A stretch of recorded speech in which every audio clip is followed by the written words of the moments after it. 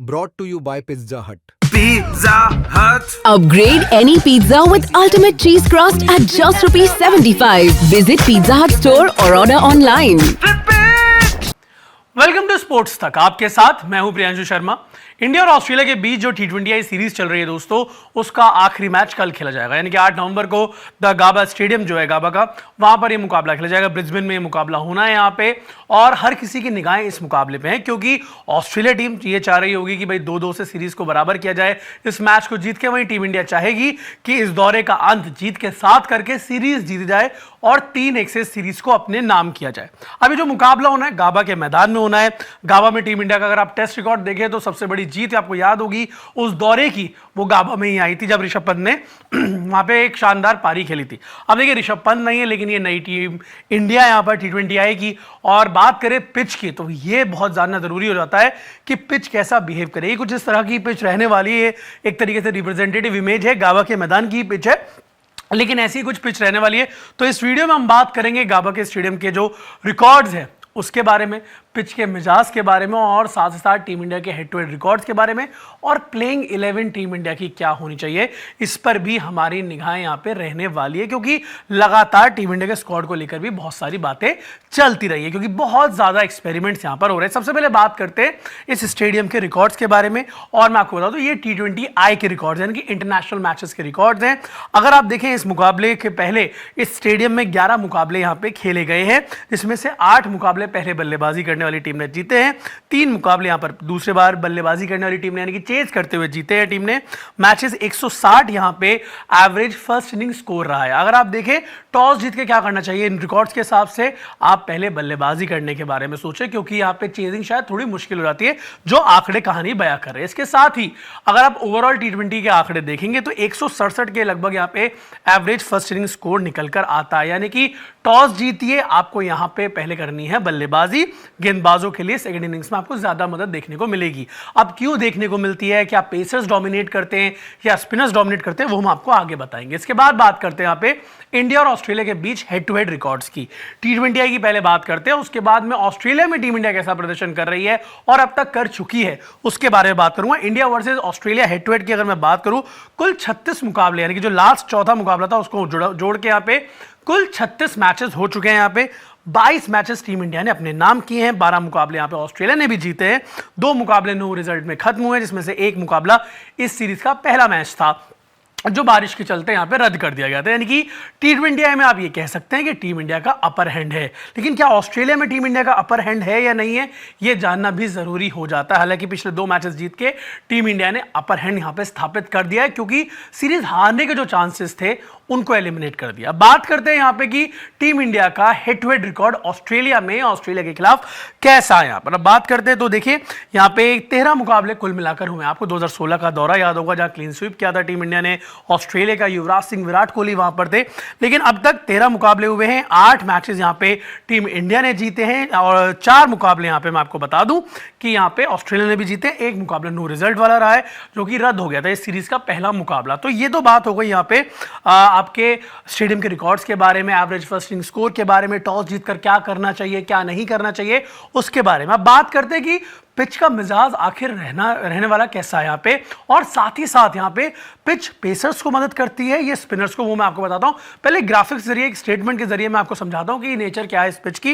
अगर आप बात करें, the Gabba is widely regarded as Australia's most reliable pitches, renowned for its true bounce and even carry that keeps fast bowlers interested while rewarding stroke makers with its consistent surface। यानी कि साफ तौर पे ये बात बोली गई है कि एक तो बहुत ही अच्छी पिच आपको देखने को मिलेगी। क्यों कहा गया है वो मैं आपको बताता हूं, क्योंकि ऑस्ट्रेलिया में अधिकतर यहां पे अब ड्रॉप इन पिचेस का एक ट्रेंड बन गया है। लेकिन अगर गाबा के मैदान की आप बात करते हैं तो गाबा के मैदान में आपको ड्रॉप इन पिचेस देखने को नहीं मिलेंगे। अभी भी आपको ओरिजिनल वहां पे जो बनाई गई पिचेस हैं वो देखने को मिलेंगे। ड्रॉप इन पिचेस वो होती हैं जिनको आप बनाते कहीं और हैं, जैसे आप सपोज कीजिए अगर नोएडा में कोई स्टेडियम है और वहां पे अगर आप ड्रॉप इन पिच है तो वो हो सकता है कि दिल्ली में तैयार हुई हो, बेंगलुरु में तैयार हुई हो, मुंबई में तैयार हुई हो, और वहां से उसको लाके यहाँ पे ड्रॉप इन किया गया हो, तो उसको ड्रॉप इन पिचेस कहते हैं, जिनको नहीं पता है। और गाबा में आपको ड्रॉप इन पिचेस देखने को नहीं मिलती है। इसी वजह से जो ऑस्ट्रेलिया की पिचेस की बेसिक नेचर है कि आपको ट्रू बाउंस मिलेगा, आप बाउंस पे शॉट्स भी खेल सकते हैं, तेज तर्रार तरीके से बल्लेबाजी कर सकते हैं, बाउंस को ट्रस्ट कर सकते हैं, वो आपको यहां देखने को मिलेगा। एक चीज है यहां पर कि तेज गेंदबाजों को मदद मिलती है, तो ऐसे में अर्शदीप सिंह कारगर साबित हो सकते हैं, जसप्रीत बुमराह कारगर साबित हो सकता है कि एक स्पिनर को कम करके यहां पे टीम इंडिया यहां पे हर्षित राणा को भी वापस ले आया, वो देखना दिलचस्प होगा। लेकिन बल्लेबाजों के लिए भी ऐसा नहीं है कि इस पिच पे कुछ भी नहीं, अगर 167 160 आपका एवरेज फर्स्ट इनिंग स्कोर है तो बल्लेबाजों के लिए भी है, बस आपको ट्रस्ट करना है बाउंस को, अपने स्ट्रोक मेकिंग एबिलिटी को, और वहां पे स्ट्रोक्स खेलने हैं।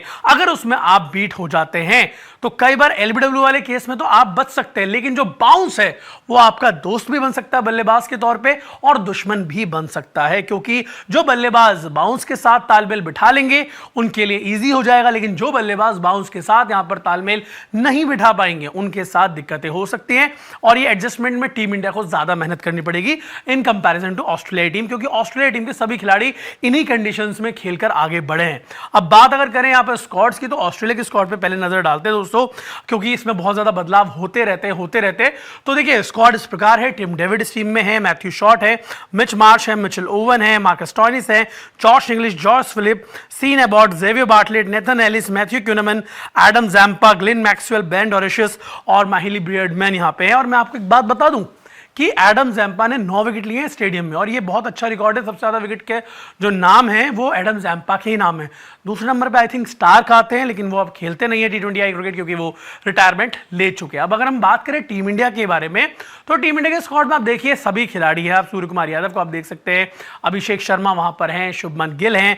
इसके अलावा अगर आप देखें शिवम दुबे हैं, साथ हर्षित राणा, अर्शदीप सिंह, जसप्रीत बुमराह हैं, अक्षर पटेल हैं, वॉशिंगटन सुंदर इस टीम का हिस्सा हैं। इसके अलावा आप देखिए आपके पास मौके खिलाड़ी बहुत सारे हैं, शिवम दुबे जैसे मैंने आपको बताया, तिलक वर्मा मैंने आपको बताया, जितेश शर्मा, संजू सैमसन, ये पूरा स्क्वाड है। लेकिन सवाल ये खड़ा होता है कि आप प्लेइंग 11 में चेंजेस भी ना कीजिए, मैंने मान लिया, लेकिन ये जो बैटिंग ऑर्डर है ऊपर से नीचे, ये क्या है, ये आप लोगों को अगर समझ में आ रहा है तो थोड़ा हमें भी समझाइए, क्योंकि ये एक्सपेरिमेंट मेरी तो समस्या पर है बॉस, पूरी तरह से मेरी समस्या पर है कि ठीक है, माना आपने T20 वर्ल्ड कप की तैयारी कर रहे हैं, लेकिन ऐसे तैयारियां होती हैं, आप जीत रहे हैं, लेकिन शुभमन गिल के इंटेंट पर सवाल है, शुभमन गिल के खेलने के तरीके पर सवाल है, और शुभमन गिल क्या ओपनिंग करनी चाहिए उनको, क्या उनको नंबर 3 नहीं खेलना चाहिए, इस पर भी सवाल है। आप लोगों को इस पर जवाब देना, अपनी राय बतानी कमेंट सेक्शन में कि आप लोगों को यहाँ पर क्या लगता है। तो ये सारी जानकारी पिच रिपोर्ट से जुड़ी हुई है। यहाँ पर पिच के बारे में मैंने आपको बताया, स्टेडियम के रिकॉर्ड्स बताए, टॉस जीत के क्या करना चाहिए वो बताया, स्क्वाड्स के बारे में बताया। अब आप लोग बताइए कि क्या टीम इंडिया की प्लेइंग 11 में आप कोई बदलाव देखते हैं, सवाल नंबर 1। सवाल नंबर 2 यहां पर यह है कि टीम इंडिया क्या ये मुकाबला जीतेगी या नहीं जीतेगी। सवाल नंबर 3 कि इस सीरीज की स्कोर लाइन क्या रहेगी।